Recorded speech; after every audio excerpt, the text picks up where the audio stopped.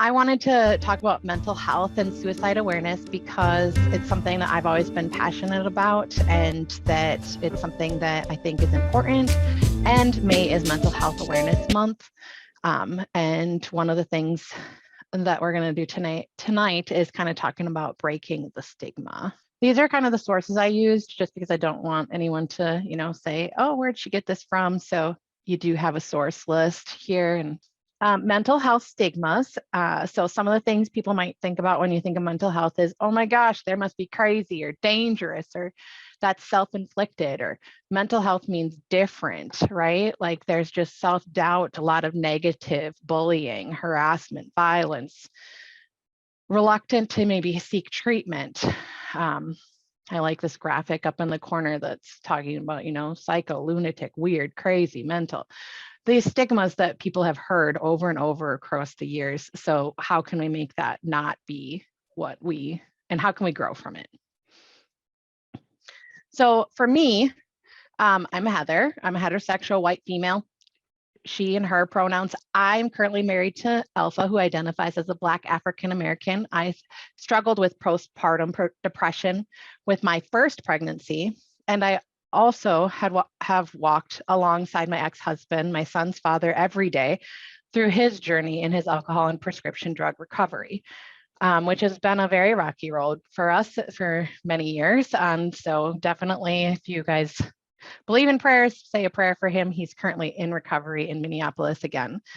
And he's actively seeking that recovery. So we can chat about that some other time. But so today I just wanted to make sure we broke stigmas and bringing awareness to mental health and let you know why it's important to me. And then also kind of bring some statistics into this and also talk about suicide awareness and prevention.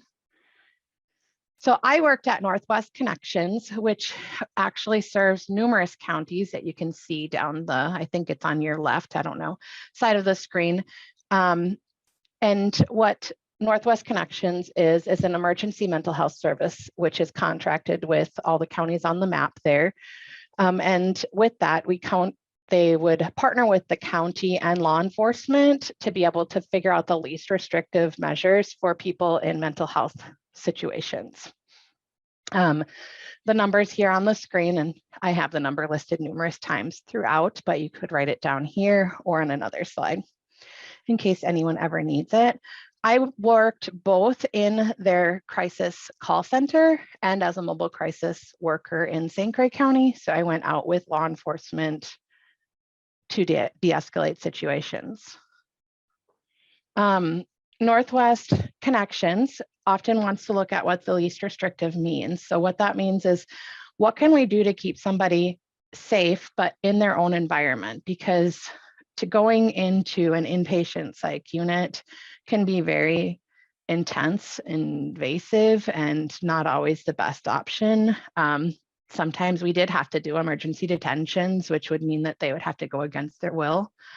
Sometimes people would choose to go. Sometimes they go to like a crisis bed, which is similar to like a lack of better word, maybe like a group home, someplace where there's somebody there to kind of help watch that's professional and make sure that it's a safe environment. So like any sharps, things like that are going to be locked up. And then ideally it was to try to keep the person home and then with somebody, or home maybe with phone calls, or home by themselves with some sort of a follow-up plan by the county in the morning. Once again, we've got the number on the bottom of the slide. So NAMI was one of the other resources that I did use, and I found this article, which I thought was extremely interesting. Eliza, who is an African-American lesbian with lived mental illness experiences, she had a 25-year career in nonprofit administration roles, working with the homeless, teens, families, runaways, battered women, abused children, sex trafficking girls, people with mental health conditions, substance issues. And the study that she's talking about, she's actually working with a group of, I believe, males who are in the court system in Georgia. So her topics are help, not arrest, mental health care, not jail, crisis response, not policing, and systemic change, not justice. And I do have NAMI, Wisconsin. This isn't from NAMI, Wisconsin. I just wanted to remember that it's from the National Alliance of Mental Illness. So it's probably from NAMI, Georgia. So help, not arrest. She's talking about here that there's her recovery support group of Black men are accused felons, and they had a diagnosis with mental health conditions such as schizophrenia, bipolar, PTSD, or depression. And many of those individuals didn't actually believe that they maybe had a diagnosis, however, participated to avoid serving time in jail. And often the men would never have been involved with the police in the first. Often these men should have never been involved with the police in the first place. However, due to their mental health situations that they were in, police were engaged. Often people in mental health crises may be detained as a criminal instead of de-escalating in a mental health crisis. And then we often hear stories about, like the example on March 5th, 2015, a property manager had called 911 for a naked, unarmed man at an apartment complex. And the manager wanted to find help for that individual. However, that person was fatally shot. And then people with mental health conditions are arrested at a disproportionate rate also. And we, in Wisconsin, we do have a crisis intervention team, which does help with de-escalation, and people can call that in addition to the police or instead of the police. Mental health care, not jail. Mental illness is not a criminal offense, and many states do take people to jail instead of seeking mental health. And some counties in Wisconsin do have better services than others, but not all. Black and brown people often have less access to healthcare, which also is included in mental health, and often under or misdiagnosed when they do have access to mental health cares, and not enough practitioners with culturally appropriate training. And then there's smaller numbers of Black practitioners. Black people are overrepresented in the criminal justice system. And we can also look at the socioeconomic privilege, and there are more stressors such as poverty, increased risk of homelessness, and increased instability, and greater likelihood of mental health crisis. She talks about crisis response and not policing. So this is training the police officers to protect the population from criminals. Police are trained to protect the population from criminals. Often they may not have much crisis intervention training. It takes a special skill set to calm and treat somebody experiences a mental health crisis, and police may not be equipped for this response. We need to evaluate our current system and figure out how we can either change the policies or dismantle it. We need change. And now she talks about systemic change and not injustice. And this talks about when people are arrested, they're losing housing, jobs, relationships, their good record, their self-respect, and so much more. And some people of color and people with mental illnesses are wrongfully arrested. And that needs to radically change. People of color and people with mental health conditions are bearing the brunt of our disastrous criminal justice system. And currently there just is no justice. So that's kind of the end of her study that she talked about. But this goes into some of the things that Wisconsin has in place through NAMI. And not all of Wisconsin actually uses this, but this is an 8-hour training, which is mental health first aid for public safety. It's offered to officers, but from my understanding, not all officers actually take this training. But it is supposed to help with best practicing, give them a relatively short training, and kind of just help them through mental health, suicide, psychiatric disorders, intervention strategies.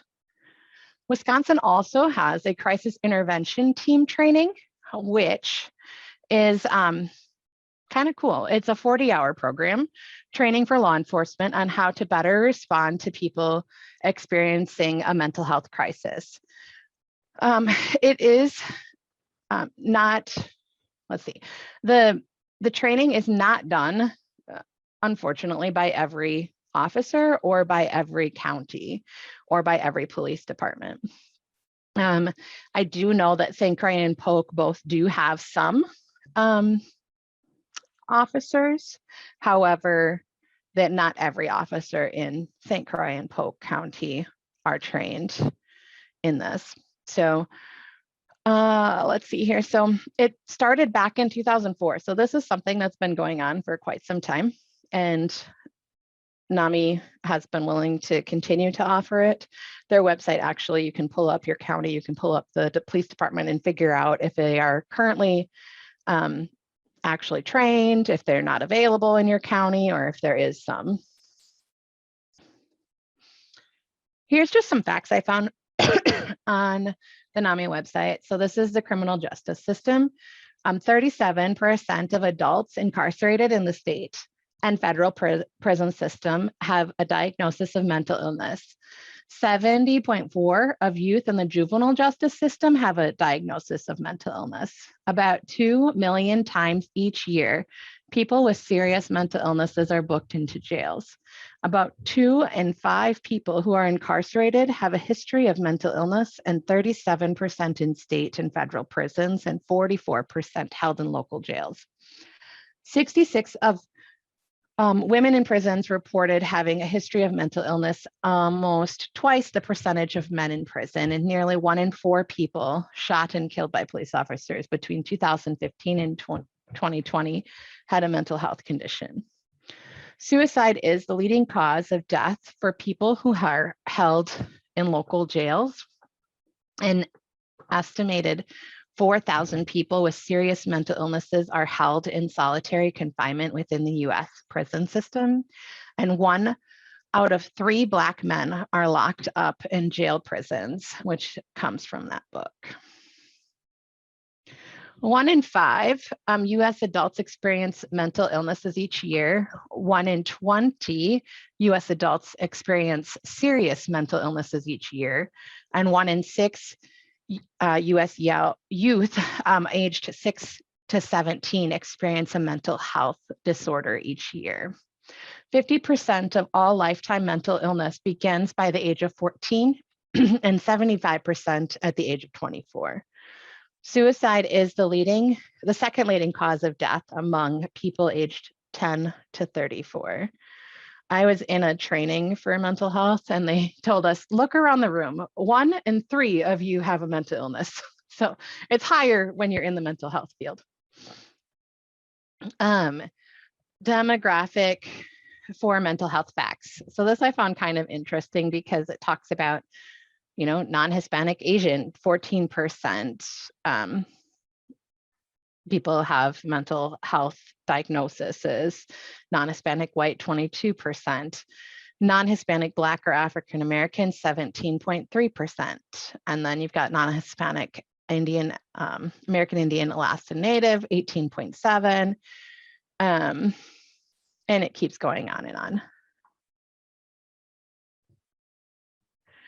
This talks about the annual treatment rates among the US adults in the US. And I thought this kind of was interesting because it did kind of talk about how at the beginning, where we chatted about a little bit, how there's not necessarily the right cultural or enough Black practitioners. You can see that 53% of non-Hispanic white people will seek treatment, whereas 32.9% of Black African Americans. And if you go back to the previous slide, I believe, oh, it's not that one, but it's significantly less. And then I wanted to go into suicide awareness. So suicide awareness, this is the national number here, the 1-800-273-TALK. It's a national suicide prevention lifeline. So I've used this numerous times whenever there's somebody on Facebook who decides to say that this is their last day with us and things like that, I'll send them a message or I'll send their friend a message and I'll get this to them. And I've actually found somebody in Florida before and been able to get them set up on a safety plan because of this. So this provides 24/7 free and confidential support for people in distress. And there's professionals that are behind it. So this is some things that we can do.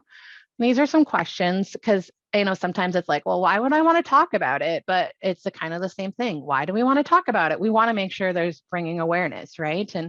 And I think of, if you haven't heard Kevin Hines speak, he's an absolutely phenomenal speaker about mental health and suicide. And he is a survivor from the Golden Gate Bridge.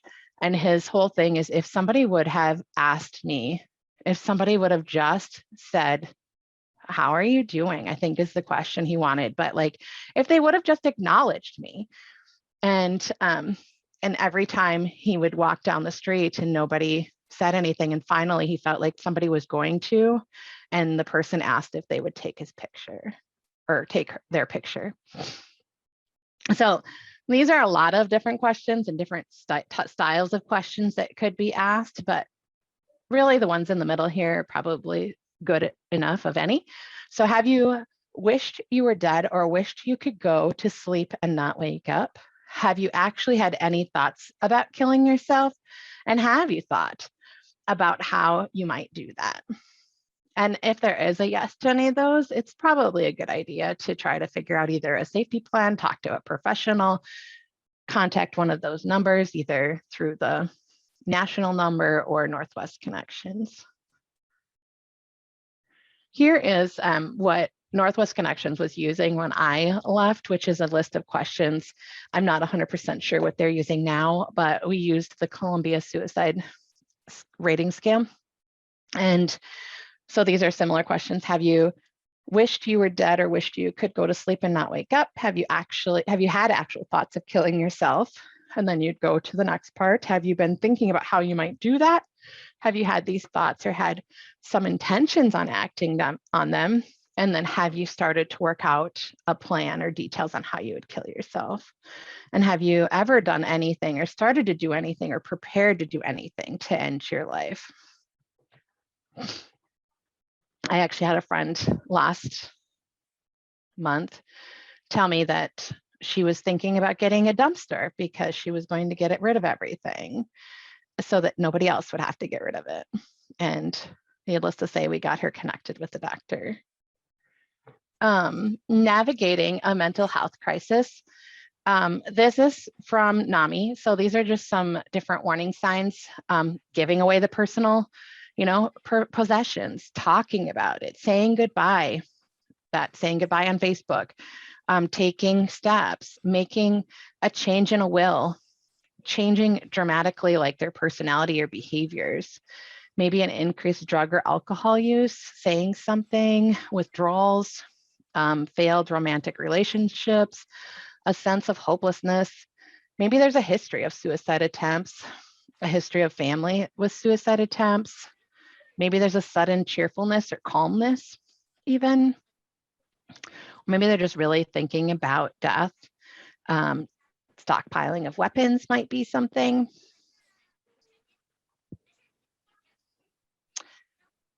If you are worried, is the person actually in danger? Thinking about that, is the person in danger? Do you have time to start with a phone call? Could you support them to get them to a mental health professional? Do they need actual emergency assistance? Some techniques is maybe using a calm voice, right? And avoiding just listening, trying to keep eye contact, trying to ask questions, trying to just keep engaged and being patient and kind of figuring out where they're at.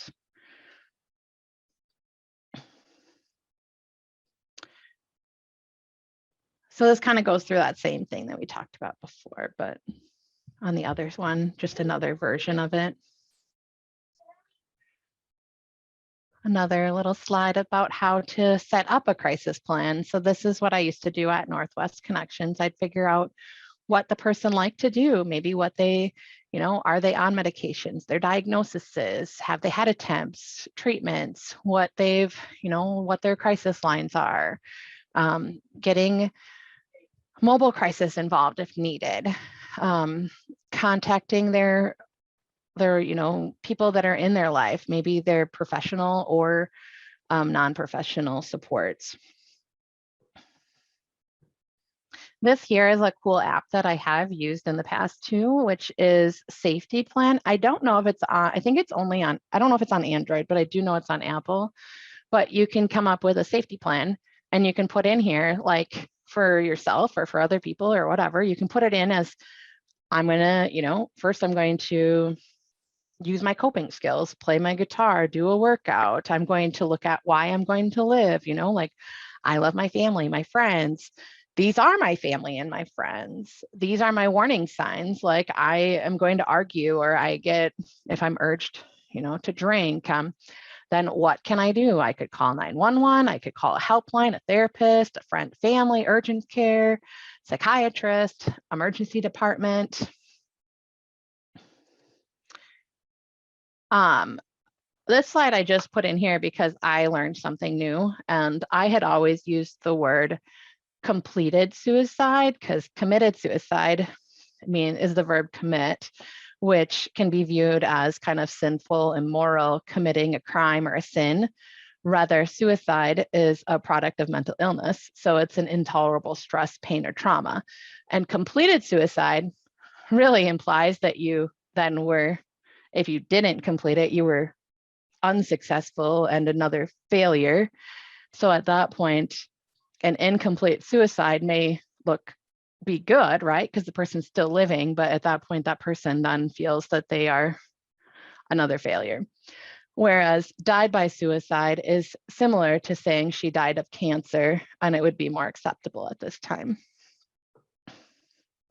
And then if somebody was not successful, it would be a non-fatal suicide attempt.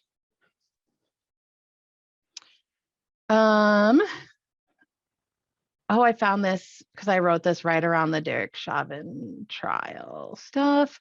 And this just was talking about mental health. And I found this on the social worker website that I'm on.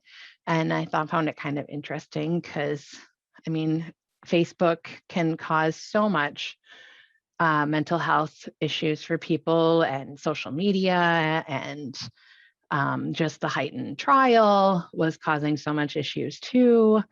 Just this past year for our friends and family with BIPOC, that are BIPOC, are definitely feeling mental health and stress. So figuring out a way to be kind, be humble, and listen and be present, which is something I think that we often do well here. Here's some takeaway resources that I put together. So we talked about Lifeline. We did not talk about the text line. I think that oftentimes people I think of the meme that I've seen recently, which it says, "You may have called me, however, I don't use my phone for that." So like basically that you're using your phone for texting right now, that it's not a phone call or something like that. So if somebody wanted to text home to 741-741, they could talk to a professional counselor. Northwest Connections is one we've already talked about. I have never used the Trevor Project, but I did find that, and I wanted to make sure that we discussed it because that one's primarily focused and has people that that professionally that are gay, lesbian, bisexual, and transgender. And then the Veteran Suicide Prevention Line, I have worked with them before, and they've always been very helpful.